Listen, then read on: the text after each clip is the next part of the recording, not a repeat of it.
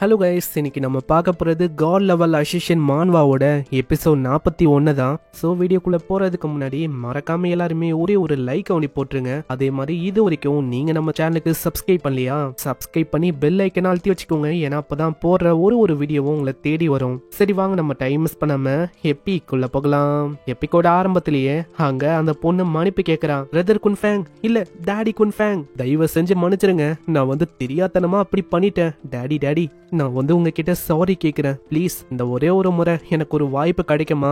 ஏன் என்னோட எல்லா லைஃப் எனர்ஜியும் உங்களுக்கு நான் தரேன். இன்னிலேருந்து இல்லை இப்பத்துலேருந்தே நான் உங்களுக்கு ஸ்லேவா கூட இருக்கேன். நீங்க என்ன வேணாலும் வச்சு பண்ணலாம். என்னவா இருந்தாலும் நான் பண்றதுக்கு தயாரா இருக்கேன் டாடி. அதனால டாடி குன்ஃபேங் ப்ளீஸ் என்னை விட்டுருங்க. சரி, உன் கூட இருக்கிற அந்த 5 ஃபாரினர்ஸ் அவங்களாம் எங்க போனாங்க?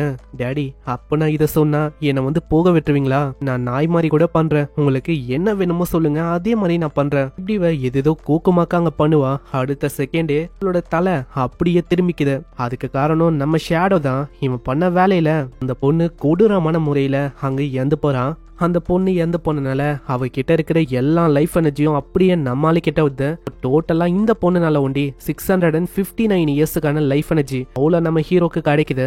எனக்கு தெரிஞ்சு அந்த 5 ஃபாரினர்ஸ் அவங்க இங்க இல்லைன்னு நினைக்கிறேன். ஏதோ ஒண்ணு அவங்க எல்லாரையுமே 1 by 1 பிடிக்க வேண்டியதான். ஏன்னா என் கிட்டதான் குன் சிசியோட போனே இருக்கே. ஃபர்ஸ்ட் நான் அந்த கருப்பாடை பிடிக்கணும். ஏன்னா போன் இருக்கு. அப்புறம் என்ன, அந்த அத்தாரிட்டிஸ்ல இருக்கிற அந்த கருப்பாடு அதை தன்னால இங்க வர வைக்க வேண்டியதான். நெக்ஸ்ட் சீன்ல இந்த இடத்துல இருந்து கால் வந்திருக்கு போல. அத்தாரிட்டிஸ் எல்லாருமே படுவேகமா இந்த பக்கம் வராங்க. ஏன்னா அவங்களுக்கும் இன்ஃபர்மேஷன் வந்திருக்கு. யாரோ ஒருத்தங்க தான் இங்க பயங்கரமா எல்லாருமே கொண்டு இருக்காங்களாம். அதுலயும் ஒரு மிகப்பெரிய ஆளோட பொண்ணா இருக்கிற குன் சிசி அந்த பொண்ணையும் கொலை பண்ணிட்டாங்க. அதனாலேயே இந்த அத்தாரிட்டிஸ் எல்லாம் இந்த அளவுக்கு வேகமா வருது. ஒரு சைடு அந்த கால் பண்ண அந்த பர்சன் அவன் எப்படி எல்லாம் கொன்னா அதை வச்சு பார்க்கும் போது இதெல்லாம் பண்ணது நம்ம ஷேடோ அப்படின்னு அவங்களுக்கு தெரிய வந்துச்சு. அதனால எல்லாருமே அங்க போய் நில்லுங்க, ஷேடோவை பார்த்தா அப்படியே சுற்றுங்க. எப்படியாச்சும் இறந்து போகணும். ஏன்னா அவன் ரூல்ஸை மீறிட்டான். அதனால அவனை பார்த்தா கொல்லாம விடாதீங்க இப்படின்னு ஓப்பன் ஃபயர் பண்றதுக்கு அங்க ஷிப் எல்லாமே அப்படியே சுத்தி நிக்குது.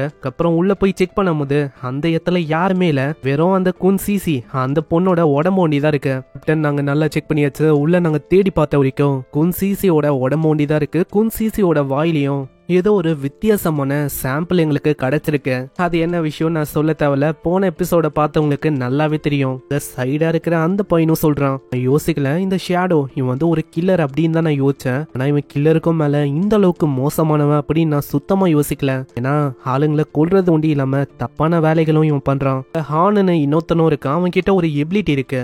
இறந்து போன பர்சனை தொட்டா போதும் இந்த இறந்து போன பர்சனை யாரு கொண்டாங்களோ அவங்களோட லொகேஷன் அது 5 நிமிஷத்துக்கு இந்த பையனுக்கு தெரியுமா? அந்த மாதிரி ஒரு எபிலிட்டி தான் இது. இது மூலமா இறந்து போனவங்களுக்கு கண்டிப்பா ஒரு ஜஸ்டிஸ் கிடைக்கும். யாரு கொலை பண்ண தெரிஞ்சா இதே மாதிரி தொட்டு அவன் லொகேஷனையும் கண்டுபிடிக்கிறான். அங்க உடனே அவன் கத்துறான், எல்லாருமே சீக்கிரம், ஷேடோ இங்கதான் இருக்கான், நம்மளுக்கு எக்ஸாக்டா பின்னாடி. அங்க படுவேகமா அவங்க சுடலாம் அப்படின்னு ட்ரை பண்றாங்க. நான் சுட போற அந்த சோல்ஜரை அவனோட கையும் அவனோட தலையும் அப்படியே துண்டிக்கப்படுது. அங்க அவனோட கதை முடிஞ்சோடனே எல்லாருக்குமே பயமாயிது. நல்ல வேலை அவங்க கிட்ட ஏதோ ஒரு ஷீல்டுக்கான எபிலிட்டி இருக்கு போல. அதை அவங்க ஆக்டிவேட் பண்ணிக்கிறாங்க. அங்க ஷேடோ கிட்ட அந்த பொண்ணு கத்தி சொல்றான், ஏய் ஷேடோ, நீ பண்றது எதுவும் சரியில்ல. ஆல்ரெடி நீ ஒரு பர்சனை கொன்னுட்ட. இப்ப அதுக்கும் மேல இன்னொரு பர்சன் இன்வெஸ்டிகேஷன் பண்ணா அவனையும் நீ கொல்ற. இதெல்லாம் சரியே இல்ல.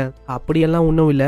அந்த ஹானு அவனே ஒரு தப்பான ஆளு. என்னதான் அத்தாரிட்டி சைடு அவன் இருந்தாலும் அவன் குன் சிசிக்கு தான் வேலை செஞ்சா.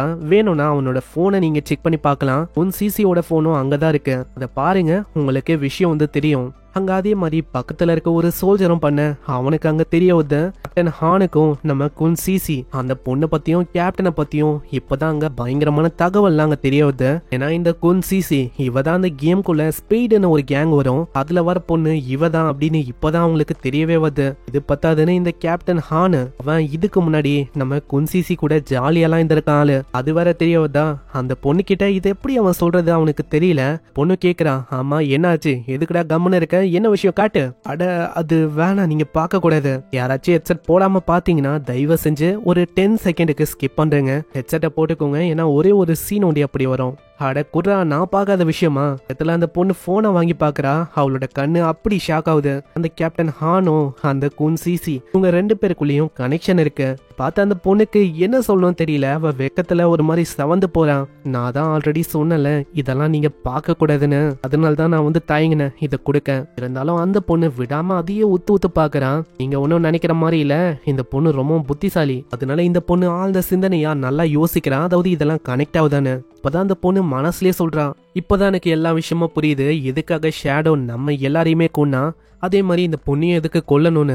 நான் உங்களுக்கு விஷயத்த ஸ்டார்டிங்ல இருந்து சொல்லணும்னா, அவன் எங்களை கொல்ற மாதிரி கொன்னு குன் சிசியோட பக்கத்துக்கு அவன் போயிட்டான். அதுக்கப்புறம் என்ன, குன் சிசியை மீட் பண்ணி அந்த பொண்ணையும் அவன் கொன்னுட்டான். அந்த பொண்ணு கூட கூட்டாளியே இருந்த அந்த ஹானு அவனோட கதையும் இப்ப முடிஞ்சிச்சு. இன்னும் அந்த போட்டோ பார்த்து அந்த விஷயத்த தான் அவன் யோசிக்கிறான். நான் இது தெரியாம அந்த சோல்ஜரு அவன் பார்த்தா தப்பா யோசிக்கிறான். என்ன ஆச்சு எனக்கு வந்து தெரியாது நீங்க வந்து இந்த மாதிரி பொண்ணுன்னு. ஏன்னா இந்த மாதிரி விஷயத்த இப்படியெல்லாம் உத்து பார்க்க கூடாது, அதெல்லாம் தப்பான விஷயம். ஆனா அவளைக்கும் அந்த பையன் சொல்ற விஷயத்த அந்த பொண்ணு கண்டுக்கல. அவ இப்பவும் ஷேடோவை பத்தி தான் யோசிக்கிறான். ஷேடோ அவன் நம்மளுக்கு ஒரு எனிமையே இல்ல, நம்மளுக்கு இன்டைரக்டா உதவிதான் செய்ய பாக்குறான். ஆனா அப்படி இருக்கும் போது நாங்க தேவையில்லாம ஷேடோவை பார்த்து சுட்டுட்டோம். அதனால நான் தான் ஏதாச்சும் பண்ணணும் அப்படின்னு நினைக்கிறேன். நான் எதுவுமே அப்படி பண்ணலனா அவ்வளவுதான். எங்க மேல ஷேடோக்கு ஒரு மிகப்பெரிய கோவம் வரலாம். அதனால ஃபியூச்சர்ல ஒரு பெரிய பிரச்சனையா ஆகலாம். அதனால இப்பயே நான் அந்த விஷயத்த முடிக்கணும். ஷேடோ உங்களோட ஹெல்ப்புக்கு ரொம்ப நன்றி. நாங்க தான் புரிஞ்சுக்காம அப்படி பண்ணிட்டோம். ஷேடோ நாங்க திரியத்தனமா அப்படி சுட்டுட்டோம், அதுக்காக என்ன மன்னிச்சிருங்க. அங்க இப்படி சொல்லிட்டு அந்த பொண்ணு கால்லயே அவ சுட்டுக்கிறான். அதனால கால்ல புல்லட் அப்படி இறங்குது. அங்க இத பாக்குற அந்த சோல்ஜர் எல்லாம் பயந்து போயிடான். கேப்டன் லின் உங்களுக்கு என்ன ஆச்சு? இல்ல பொறுங்க, எனக்கு வந்து அந்த அளவுக்கு எதுவும் ஆகல. ஏன்னா ஷேடோ பண்ணது ஒரு மிகப்பெரிய விஷயம். ஷேடோக்கு நம்ம எப்படி ரீபே பண்ண போறோம் அது வந்து தெரியல. அதனால தான் நான் வந்து இப்படி பண்ணி ரீபே பண்ற மாதிரி இருக்கேன். ப்ளீஸ் ஷேடோ இதுக்கு மேல தயவு செஞ்சு எங்க கூட கோஆப்ரேட் பண்ணுவீங்கன்னு நினைக்கிறேன். அடலின் உங்களுக்கு என்ன ஆச்சு? ஷேடோவோட பர்சனாலிட்டி பத்தியும் நம்மளுக்கு எதுவுமே தெரியாது.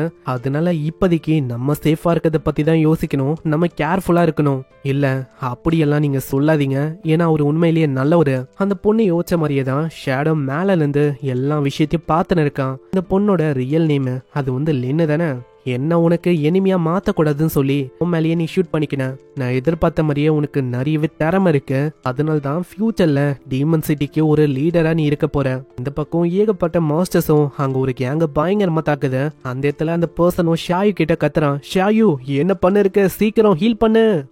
இதோ நான் பண்றேன். அங்க ஹீலிங் அப்படின்னு அவ கத்துறான். ஆனா அந்த மேஜிக் டைரக்டா இந்த பாஸ் மேலேயே போய் பார்த்து இதனால பாஸ் தான் அங்க ஹீல் ஆகுது. அந்த பையனுக்கு என்ன ஆச்சுன்னு பார்த்தா அந்த ஃபிளவர் மாஸ்டர் அது அவனை கடிச்சே சாப்பிடுச்சு. இதனால நம்ம ஷாயுவும் சரி அந்த பையனும் சரி அங்கேயே காலி. அடச்ச நான் திரும்பவும் எந்த போயிட்டேன். ஆனா எனக்கு ஒரு விஷயம் நல்லா தெரியும், அந்த இடத்துல என்னை தாண்டி வேற யாருமே இல்ல. இப்படி இருக்கும்போது என்னோட ஹீலிங் மேஜிக் அது எப்படி கரெக்டா அது வேற ஒரு திசைக்கு போகணும். எனக்கு தெரியும் அது வந்து கண்டிப்பா ஷேடோவோட வேலை நினைக்கிறேன். ஷேடோ அவன் வந்து எதுக்கு என்ன ஒண்டி டார்கெட் பண்ணிங்கன்னு இருக்கான். இப்பதான் புரியுது அவனுக்கு தெரியுமோ சாங்ஃபைக்காக அந்த ஷேடோவை கொல்ல போறேன்னு. அதனாலயே என்ன ஒண்டி அவன் தேடி தேடி கொல்றானோ. ஆனா அத்த செகண்டே ஒரு பயங்கரமான அடி மூஞ்சிலே விழுது. பைத்தியம் பைத்தியம் பைத்தியக்காரி. ஷேடோக்கு வேற வேலையில பாரு, உன்னை ஒண்டி தேடி தேடி கொல்லணுமா. இதுல இந்த அம்மா தான் டார்கெட்டா, தேடி தேடி இந்த பொண்ணை ஒண்டி தாக்கணுமா. அட முட்டாள் ஷாயு உனக்கு இன்னுமா புரியல. அந்த தலை இல்லாத மாஸ்டர் அது மேல நீ ஹீலிங் மேஜிக்க பண்ண, அதனால அது ரொம்ப கோவமாயி உன்னை தாக்குச்சு. அதனால தான் நீ இறந்து போன. உன்ன மாதிரி ஒரு பொண்ணை வச்சு எதுவுமே பண்ண முடியாது. ஃபர்ஸ்ட் நான் உன்னை மாத்தணும். ஏன்னா நீ இருக்கும் போதெல்லாம் நான் அடிக்கடி இறந்து போயின்னு இருக்கேன். ஆனா அதை எதையுமே கண்டுக்காம ஷாயு மண்டைய போச்சுன்னு புலம்பின்னு இருக்கான். ஐயோ எம்மா என்னோட மண்டை வீங்கி போயிடுச்சு இவன் அடிக்கிற அடியில. அதுக்கும் மேல வலிக்குது ரொம்ப. அதெல்லாம் இவன் கண்ணுக்கு தெரியவே இல்ல.